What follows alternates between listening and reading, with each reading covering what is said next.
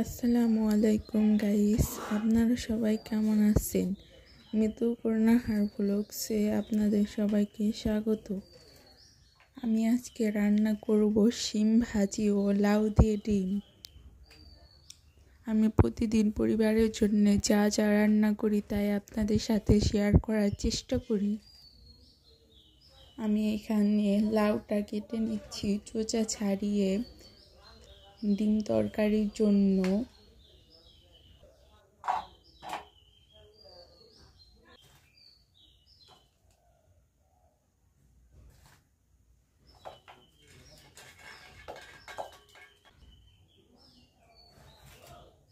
লাউ কাটা শেষ, আমি এখন সিমটা ছোট ছোট করে কেটে নেব ভাজি করার জন্য।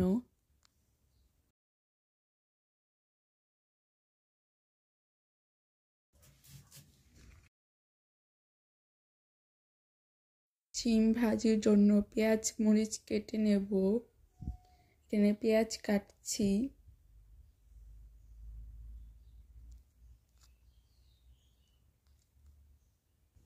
তারপর মরিচ কাটবো।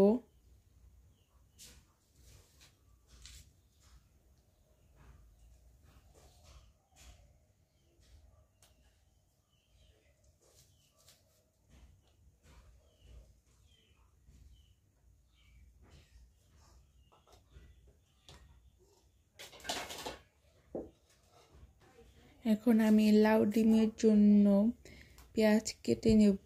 পেঁয়াজটা আমি চোচা ছাড়িয়ে মাঝখান থেকে একটি করে খণ্ড দিয়ে পানিতে দিচ্ছি, যাতে করে পেঁয়াজের কষটা পানিতে চলে যায়। এভাবে ধুয়ে পেঁয়াজ কাটলে চোখে ধরে না, চোখে কষ যায় না।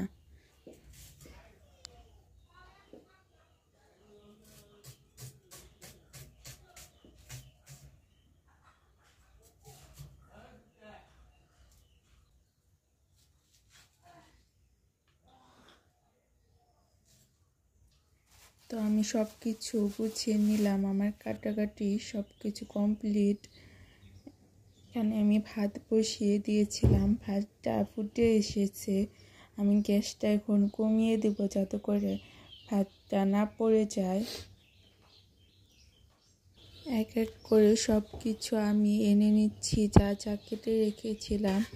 এখন ভাতটা হয়ে গেলে আমি তরকারি বসিয়ে দেব।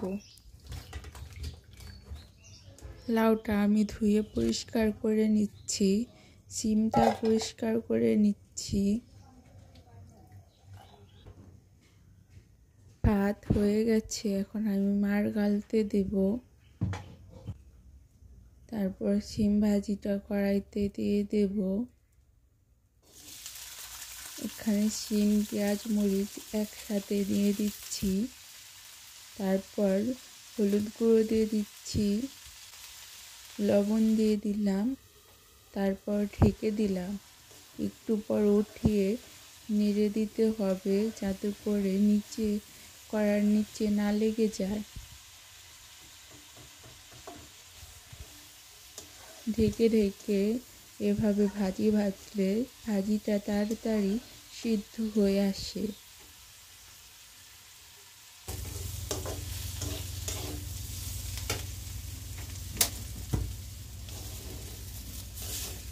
করা শেষ, এখন আমি ভাজিটা তুলে নিচ্ছি।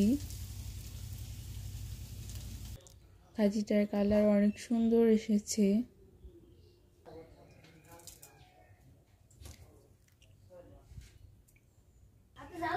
এখন আমি ডিমটা চুলে খোসা ছাড়িয়ে হলুদ গুঁড়ো দিয়ে কালারিংয়ের জন্য মেখে নেব।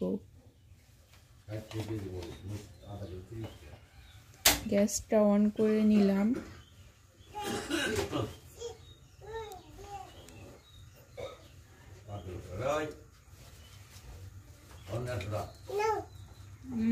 কড়াইতে তেল দিয়ে দিচ্ছি, তারপরে এক এক করে ডিমগুলো দিয়ে দিলাম।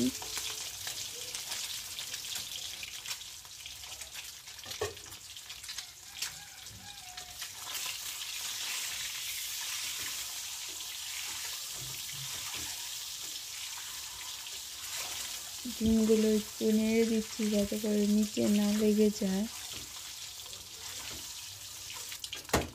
ডিম ভাজা শেষ, ডিমগুলো এক এক করে তুলে নিব।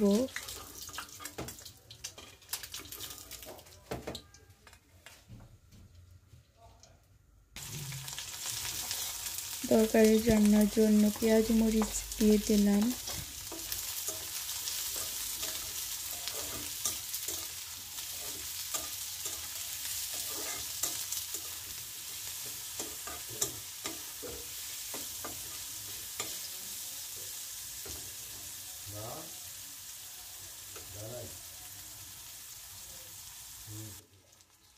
পেঁয়াজ ভাজি করা হলে একটু আদা রসুন জিরে বাটা দিয়ে দিলাম। 3টা মশলা একসাথে মিক্সড করে বেটে রেখেছি এখানে আমি।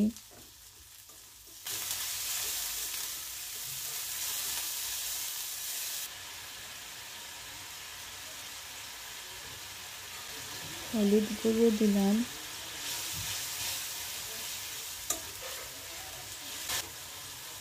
এবার আমি লাউটা দিয়ে দিব, লাউটা ভালো করে কষিয়ে নেব।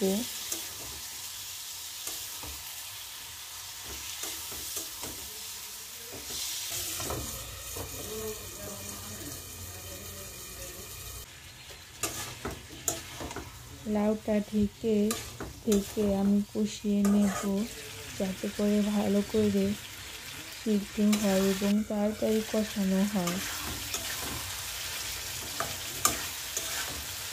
লাউ কষানো শেষ, এখন আমি ঝোল দিয়ে দেব তরকারির।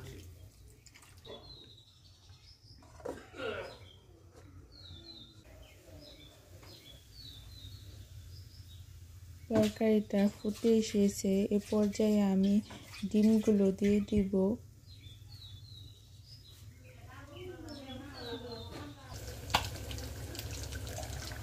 ঢাকনাটা তুলে কিছুক্ষণ পর জিরে গুঁড়ো দিয়ে দিলাম তরকারির টেস্ট বাড়ানোর জন্য।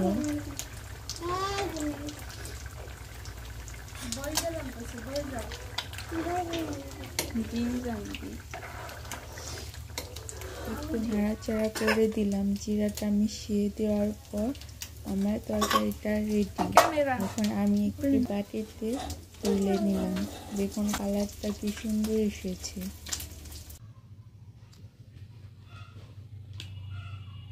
আপনাদের ভিডিওটা যদি ভালো লেগে থাকে চ্যানেলটা সাবস্ক্রাইব করে রাখবেন আর নতুন নতুন ভালো ভালো ভিডিও পাওয়ার জন্য। আপনাদের সাপোর্টই পারবে আমাকে আরও ভালো ভালো উন্নত মানের ভিডিও বানানোর জন্য অনুপ্রেরণা দিতে। দেখা হবে আগামী ভিডিওতে।